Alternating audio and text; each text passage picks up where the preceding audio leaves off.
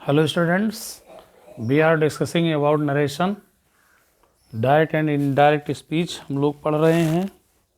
और ध्यान देना है कि पार्ट नंबर 8 में ऑप्टेटिव सेंटेंसेस के बारे में हम लोग स्टडी करेंगे।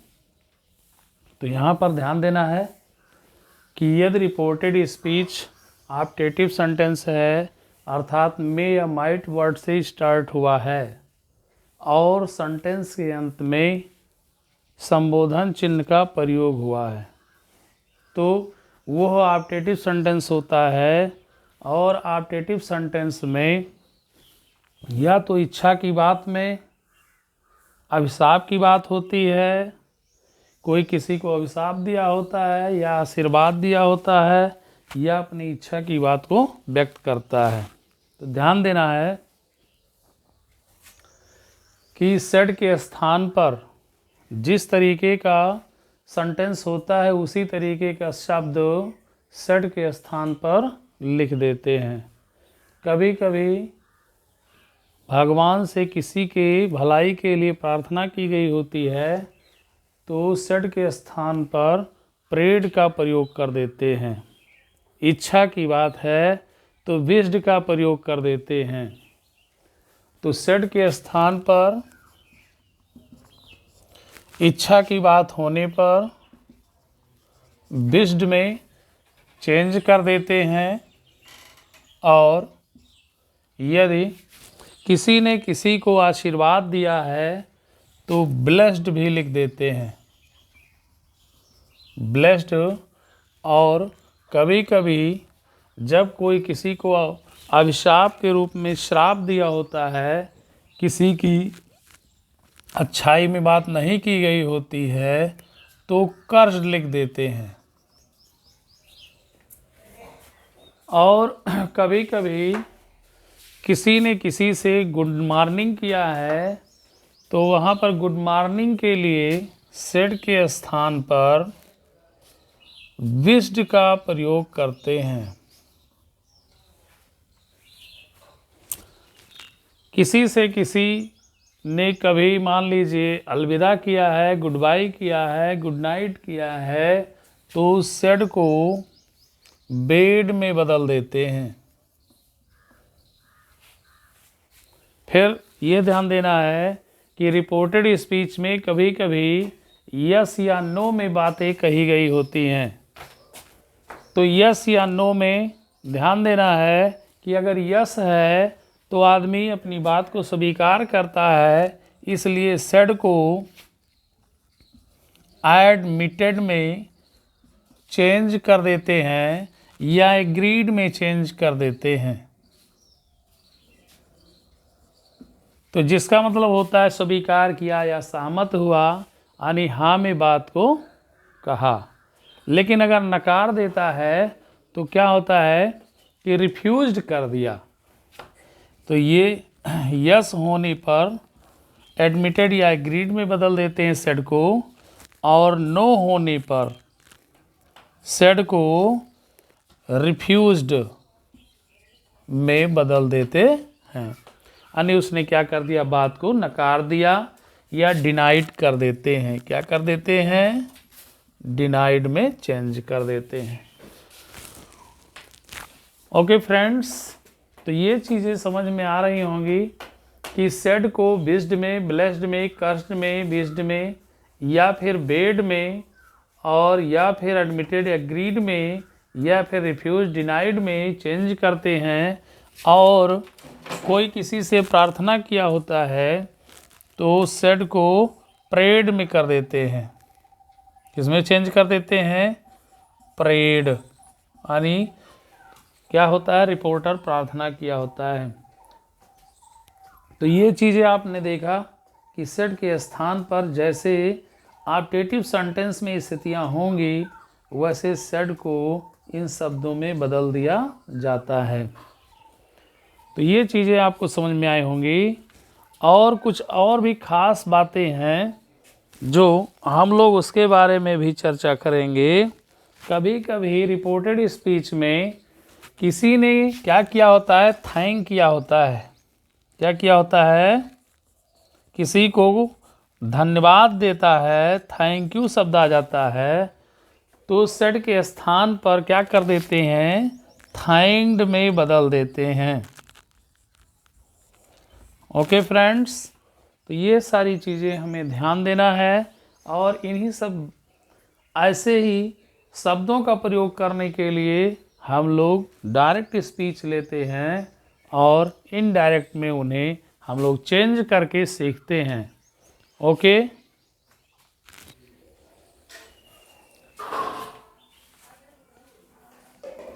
तो यहाँ पर ध्यान देंगे प्रिय छात्रों कि ऑप्टेटिव सेंटेंस में ये डायरेक्ट स्पीच दिया हुआ, ध्यान दीजिए कि राम सेड टू मोहन, राम ने मोहन से कहा कि मे यू लिव लॉन्ग,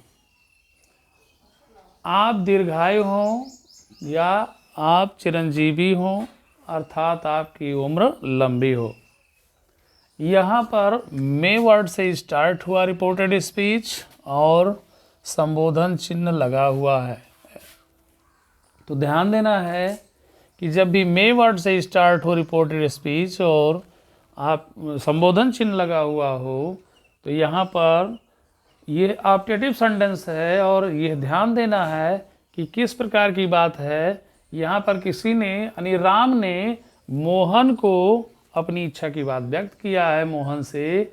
उसने, राम ने मोहन से कहा कि तुम्हारी उम्र लंबी हो, यानी उसने आशीर्वाद दिया अर्थात अपनी इच्छा को प्रकट किया। तो सेड टू को विश्ड में बदल दीजिए या फिर ब्लेस्ड में भी बदल सकते हैं, चाहे आप ब्लेस्ड में बदल दो या विश्ड में बदल दो।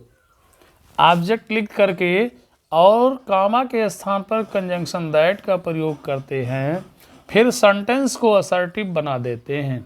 इनडायरेक्ट में हमेशा सेंटेंस को असर्टिव बना देते हैं।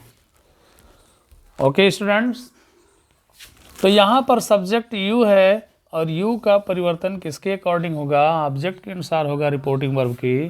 तो मोहन के अनुसार आपने यहाँ पर ही लिख दिया और रिपोर्टिंग वर्ब सेड है, पास्ट है, इसलिए मे का पास्ट रूप माइट लिख दिया। लिव लॉन्ग को जैसे तैसे लिख दिया और फुल स्टॉप लगा दिया। तो ये सेंटेंस इनडायरेक्ट में हो गया। दूसरा है सेंटेंस डायरेक्ट स्पीच कि सी सेड टू हिम, वह उससे कही कि मे गॉड ब्लेस यू, भगवान आपको आशीर्वाद दें, भगवान आपकी भला करे। May God bless you, may God help you. यानी ऐसे सेंटेंस लिखे गए हैं जिसमें क्या आया है, गॉड आया है। क्या आया है, गॉड आया है। तो ध्यान देना है कि यहाँ पर जो हिम ऑब्जेक्ट है, यहाँ पर जब भगवान आ जाए, भगवान से निवेदन किया जाए, तो यहाँ पर ब्लेस्ड लिख देंगे, ब्लेस्ड के स्थान पर प्रेड कर देंगे तो ज़्यादा अच्छा शब्द रहेगा प्रेड का, ब्लेस्ड ना लगा करके। यानी भगवान से प्रार्थना किया गया है तो क्या कर देंगे, प्रेड। तो सेड के स्थान पर आपने प्रेड लिख दिया और ऑब्जेक्ट अब लिखने की ज़रूरत नहीं है, क्योंकि वह प्रार्थना की, क्या प्रार्थना की कि भगवान उसकी भला करे, भगवान उसे आशीर्वाद प्रदान करे। तो कंजंक्शन दैट हो गया, ये ऑब्जेक्ट यहाँ लिखने की कोई ज़रूरत नहीं है। अब क्योंकि उसने प्रार्थना किया तो उससे नहीं प्रार्थना किया, यानी उसके लिए प्रार्थना किया, तो यहाँ पर तो हिम दिया ही हुआ है, उसके लिए भगवान से प्रार्थना किया है उसने, तो आपको हिम लिखने की आवश्यकता नहीं, कंजंक्शन दैट लगा दीजिए। और जब गार्ड आए तो गार्ड को यहाँ सब्जेक्ट लिख करके मे का पास्ट रूप माइट कर दीजिए और क्रिया में कोई परिवर्तन नहीं होगा। यू है ऑब्जेक्ट तो बदलेगा ऑब्जेक्ट के अकॉर्डिंग, तो हिम है तो यहाँ पर हिम हो जाएगा और यहाँ पर आपको लिखने की आवश्यकता नहीं है। ओके स्टूडेंट्स, तो ध्यान दीजिए। नेक्स्ट सेंटेंस है कि द हर्मिट सेड, साधु ने कहा कि may you go in the hell, आप सभी का नरक हो जाए। हेल मीन्स क्या होता है, नरक, और हेवन मीन्स क्या होता है, स्वर्ग। तो यहाँ पर क्या कहा कि may you go all in दी, या ऑल नहीं यूज किया है, केवल एक ही पर्सन हो सकता है, second person, may you go in the hello. तो इसलिए जब ऑल शब्द का प्रयोग नहीं किया है तो यू को आप सिंगुलर में भी लिख सकते हैं, ही सी में भी लिख सकते हैं। और मान लीजिए ऑल लगा दिया है तो प्लूरल हो जाएगा ऑल लगाने पर, तो ही ना लिख करके आपको क्या लिखना पड़ेगा, दे का प्रयोग करना पड़ेगा। लेकिन यहाँ पर आप दे नहीं लिखते, ही लिख देते हैं, तो यह सही है क्योंकि यहाँ ऑल शब्द का प्रयोग नहीं हुआ है। ओके, तो साधु ने उन लोगों को अभिशाप दिया, तो अभिशाप की अंग्रेजी क्या होती है, कर्स्ड। सेड के स्थान पर आपने कर्स्ड का प्रयोग कर दिया, कॉमा के स्थान पर कंजंक्शन दैट, और यू आपने थर्ड पर्सन में बदल दिया, ही कर दिया। मे का पास्ट रूप माइट हो गया, गो इन द हेल है तो लिख दीजिए, फुल स्टॉप लगा दीजिए। तो इस प्रकार से जब ऑप्टेटिव सेंटेंसेस होंगे, मे या माइट वर्ड से स्टार्ट होंगे और अंत में संबोधन चिन्ह लगा होगा, तो यहाँ पर ध्यान देना है कि उसके सेंस के अकॉर्डिंग सेड को उन शब्दों में बदलते रहेंगे, जैसा कि अभी आपने ऊपर चार्ट देखा। यहाँ पर लिखा हुआ है कि goodbye, good morning, sir, madam. यदि रिपोर्टेड स्पीच पे गुड बाय आता है, किसी ने किसी से अलविदा किया है, दोनों एक दूसरे से क्या किए हैं, जुदा हुए हैं, अलग हुए हैं। और कभी कभी गुड मॉर्निंग होता है, सुबह का नमस्ते होता है, गुड मॉर्निंग होता है, या गुड नून होता है, गुड बिफोर नून होता है, या गुड आफ्टरनून होता है। तो इस तरीके से ये सब शब्द आने पर हम लोग क्या करते हैं, सेड को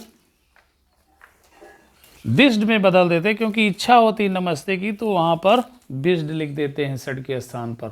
लेकिन अगर गुड बाय है तो अलविदा के लिए एक शब्द है बेड, क्या लिख देते हैं, गुड बाय के लिए सेड के स्थान पर बेड का प्रयोग कर देते हैं, और गुड मॉर्निंग के लिए बिस्ड का प्रयोग कर देते हैं। और एक चीज़ ध्यान देना है कि कभी कभी रिपोर्टेड स्पीच में सर या मैडम आता है, तो सर या मैडम के लिए रेस्पेक्टफुली वर्ड का प्रयोग कर देना चाहिए, रेस्पेक्टफुली। ये कहाँ पर यूज करते हैं, कंजंक्शन वर्ड से पहले ही इसे लिख देते हैं इनडायरेक्ट में, जहाँ पर कामा के स्थान पर कंजंक्शन दैट लगाते हैं, या रिपोर्टिंग वर्ब का ऑब्जेक्ट लिखते हैं तो ऑब्जेक्ट के तुरंत बाद रेस्पेक्टफुली का प्रयोग करके और सर मैडम हटा देते हैं। तो यहाँ पर हम लोग सेंटेंस लेते हैं।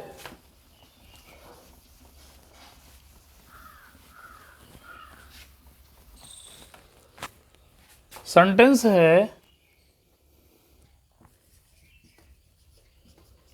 Ram said to his friend, Ram ने अपने मित्र से कहा गुड मॉर्निंग, गुड मॉर्निंग। अब गुड ही मॉर्निंग आया है, केवल कोई सेंटेंस और बातें नहीं आई हुई हैं, तो फिर कंजंक्शन दैट का प्रयोग कामा के स्थान पर लिखने की कोई आवश्यकता नहीं है। और अगर कोई सेंटेंस आया होता तो उन्हें जोड़ने के लिए कंजंक्शन दैट का प्रयोग कर लेते। तो इस प्रकार इसे शॉर्ट में ही लिख देंगे कि राम ने अपने मित्र से गुड मॉर्निंग किया, तो क्या कर देंगे कि राम विश्ड गुड मॉर्निंग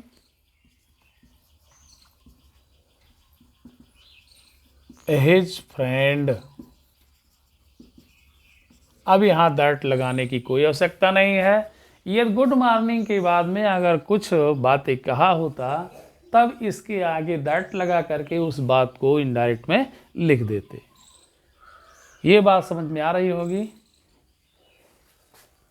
दूसरा सेंटेंस हम लोग लेते हैं गुड बाय के लिए, ठीक ऐसे ही। शी सेड टू हिम, वह उससे कही, क्या कही? Good bye,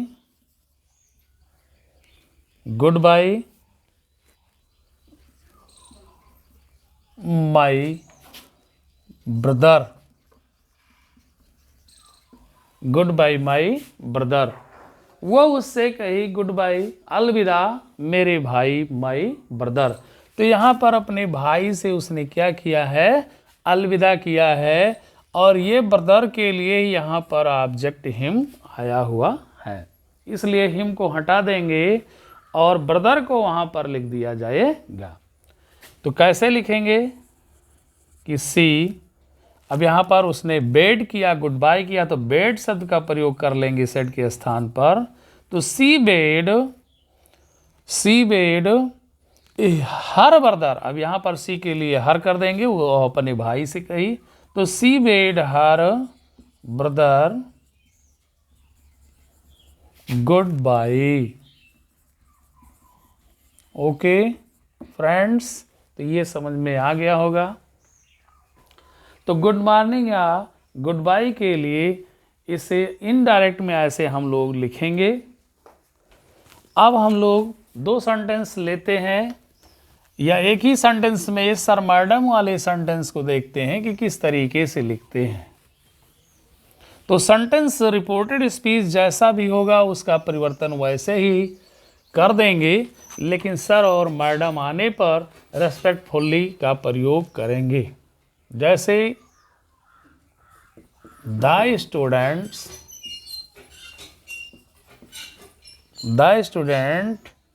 said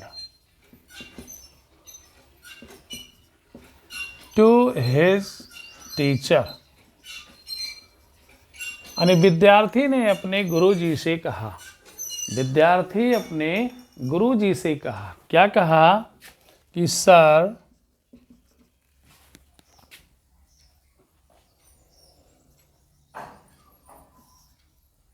sir I can go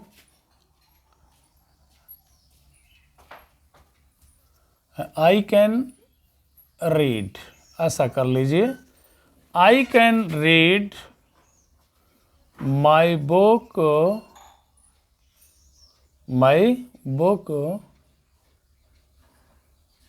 या यहाँ पर निवेदन करेगा तो इस तरीके से ना लिख करके आप मे आई कर लीजिए, क्योंकि स्टूडेंट टीचर से निवेदन करेगा तो कैन का प्रयोग ना करके मे का ही प्रयोग करेंगे। तो sir may I read my book here, ऐसा प्रयोग कर लिया। और देखने में सेंटेंस कैसा है, यहाँ पर प्रश्न कर रहा है, मे को पहले कर दिया गया है, इंटरोगेटिव सेंटेंस बन गया है। सेंटेंस किसी प्रकार से हो, बशर्ते हम लोगों को इस सेंटेंस में सीखना क्या है कि सर या मैडम आ जाए। क्या आ जाए? सर या मैडम, यानी रेस्पेक्ट वाला शब्द है, तो इसलिए रेस्पेक्टफुली में उसे चेंज करेंगे। लेकिन सेंटेंस है, आदेश लेना चाहता है कि may I read my book here, क्या मैं अपना पुस्तक यहाँ पढ़ सकता हूँ? श्रीमान जी, क्या मैं अपना पुस्तक यहाँ पढ़ सकता हूँ? तो क्या कर देंगे कि द स्टूडेंट ने क्या किया? बड़े निवेदन पूर्वक अनुमति लिया। तो आप क्या कर सकते हैं, या तो आस्क्ड कर दीजिए और या फिर परमिटेड, नहीं तो आस्क्ड ही कर लीजिए, इंट्रोगेटिव सेंटेंस है तो आस्क्ड कर दीजिए। तो the student asked his teacher respectfully, यहाँ पर आपने रेस्पेक्टफुल्ली ऐड कर दिया ऑब्जेक्ट हिज टीचर में, सर आप हटा देंगे, सेंटेंस असर्टिव बना देंगे। तो आई का परिवर्तन किसके अनुसार होगा? स्टूडेंट के अनुसार होगा। क्या कर देंगे यहाँ पर? यहाँ हिज का प्रयोग किया गया है, इसका मतलब यहाँ पर स्टूडेंट क्या है? कोई लड़का है, बॉय है। तो क्या कर देंगे? आई के लिए ही में चेंज कर देंगे। तो ही और मे का पास्ट रूप माइट कर दीजिए उसके बाद जैसे लिखा क्रिया लिख दो। यहाँ पर आई का माई था तो ही के अनुसार हिज हो जाएगा। बुक है बुक लिख दीजिए। हियर को किस में बदलते हैं? दियर में, तो दियर का प्रयोग कर दीजिए। ओके फ्रेंड्स, ये चीज़ समझ में आया होगा। हम लोगों को इस सेंटेंस में सीखना था कि सर या मैडम आता है तो हमें इनडायरेक्ट में क्या करना है, तो सर मैडम को हटा करके और रिस्पेक्टफुली वर्ड को ऐड कर देना है। ओके,